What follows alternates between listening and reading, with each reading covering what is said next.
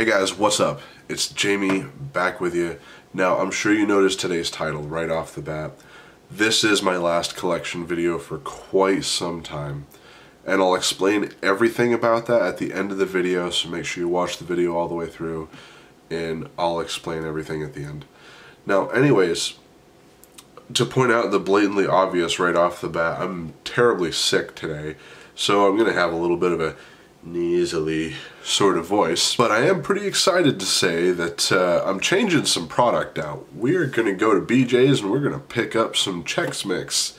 We're gonna switch it out for the Welch's at my Subaru dealership.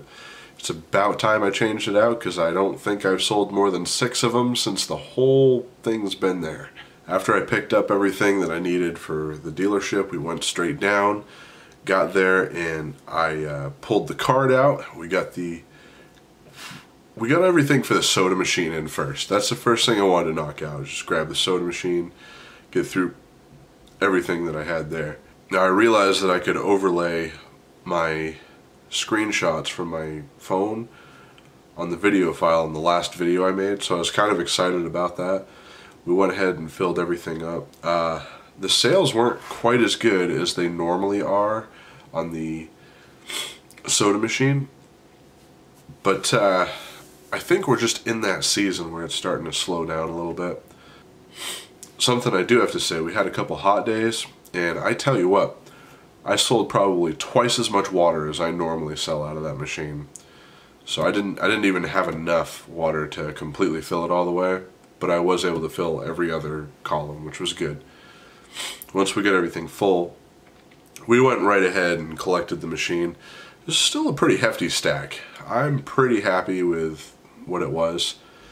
This is a 2-week collection. I really wish that it was a little bit busier than it was, but it is what it is. In the near future, I got some credit card readers on the way that we're going to start installing on these machines. So I'll be able to tell when they're sold out and when they're not, which will make collecting a lot better. I'm really looking forward to that. Once we got done with the soda machine, I moved right over to the snack machine. And when I did this, I had to go and bring all the soda back to the car and then bring the snack stuff back in. Believe it or not, doing it like this is actually saving me an enormous amount of time. I used to bring everything in one case at a time. It just took forever. I think I used to spend like almost 2 hours at that location. Now I spend 45 minutes tops. But chips didn't do quite as well as they normally do at this location. The cheddar ruffles sold really well, but the Cool Ranch Doritos and the Lay's, just regular Lay's chips, they didn't sell at all. Once I got done filling that specific shelf up, I went ahead and removed all the Welch's from the second shelf and moved the mixed berry over to the far right. I put 3 different kinds of Chex Mix in there. Hopefully that's going to make a pretty good difference in sales. Ironically, while I was actually there working, one of the guys came up and says, "Hey, can you put Chex Mix in the machine?" And I pointed at it and he was like, "Oh, you already did it. It's like you're a mind reader," which was cool. That same guy also told me that one of my columns was priced at 50 cents when it was labeled 125. Man, I make a lot of mistakes like that. So frustrating. Once we got done putting the Chex Mix in, the next shelf was actually chips again. I went through, I filled up what needed to be filled up and left what was going to be left. Then we moved on to the first candy row.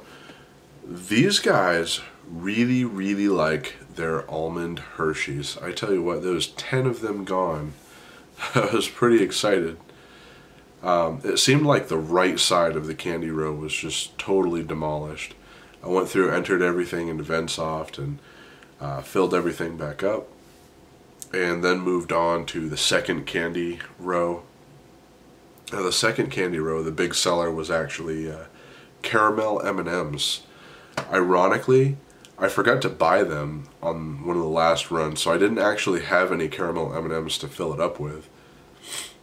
But we ran out of Reese's on this run too, so I need to get Reese's and caramel M&Ms before I go back to that location. Once we got the candy row filled up, I went ahead and finished filling up the muffin row. And on the muffin row, those guys in their chocolate chip muffins, they love them. They eat a whole bunch of them.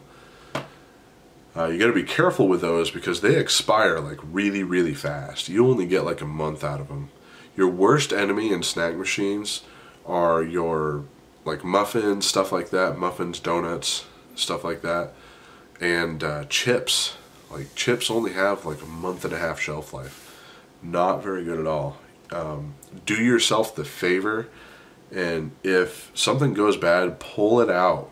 Pull it out, because it's just not worth the complaint. It's really not. Once we were all done there, went ahead, pulled all the money out of the machine, and I gotta say, not the best collection I've pulled from this. Still significantly better than the last video that we had, but not quite as great of a collection as I was hoping for. At the end of the day, we wound up with $157 take home from 2 machines.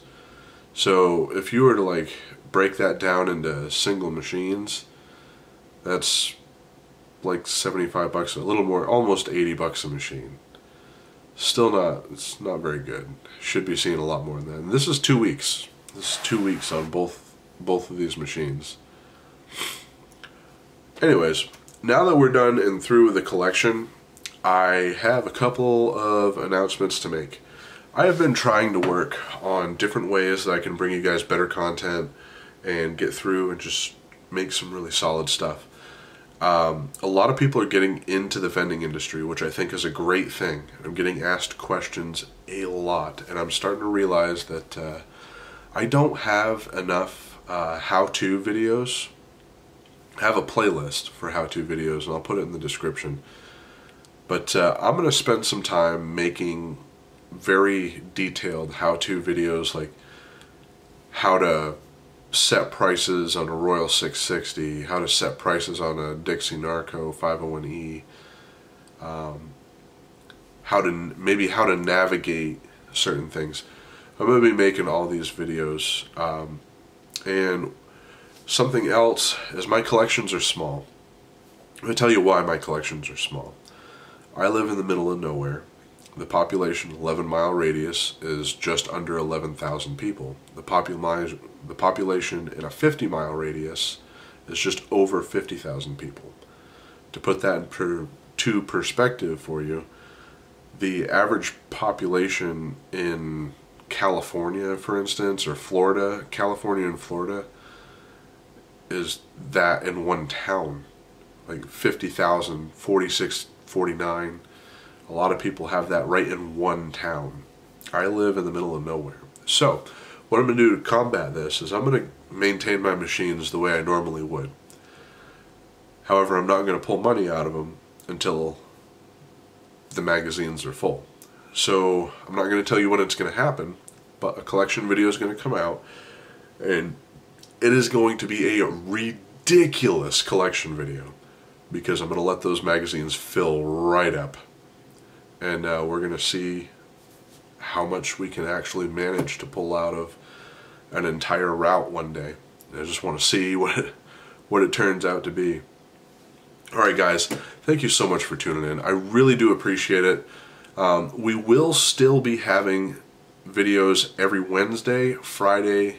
Well, we'll have a video every Wednesday and Sunday, and a live stream every Friday.